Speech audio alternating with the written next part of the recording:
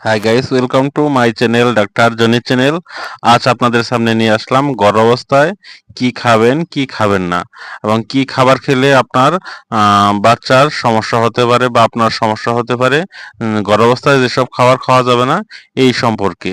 তো ভিডিওটি না টেনে ধৈর্য সহকারে দেখতে থাকুন। আশা করি ভিডিওটি আপনাদের অনেক উপকারে আসবে।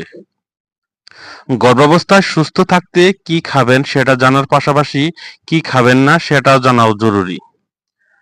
আহ নাম্বার ১, গর্ভাবস্থায় এই সময় অতিরিক্ত ক্যাফেইন জাতীয় খাবার যেমন চা বা কফি কম খেতে হবে, কারণ অতিরিক্ত ক্যাফেইন জাতীয় খাবার গর্ভপাতের আশঙ্কা বাড়িয়ে দেয়। তাই বলেও বেশি বেশি চা কফি খাওয়া যাবে না বা ক্যাফেইন জাতীয় খাবার খাওয়া যাবে না। নাম্বার ২, এই সময় সামুদ্রিক মাছ কম খেয়ে মিঠা পানির মাছ খাবেন, কারণ সামুদ্রিক মাছে পারদের পরিমাণ বেশি থাকায় ভ্রূণের মস্তিষ্কের বিকাশ বিরূপ প্রভাব ফেলতে পারে। নাম্বার ৩, আধা সেদ্ধ ডিম বা মাংস খাওয়া থেকে বিরত থাকতে হবে।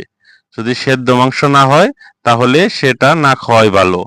ডিম ও মাংসে সালমোনেলা ব্যাকটেরিয়া, লিস্টেরিয়া ইত্যাদি থাকতে পারে, যা গর্ভাবস্থার প্রাথমিক দিকে গর্ভপাতের কারণ হতে পারে।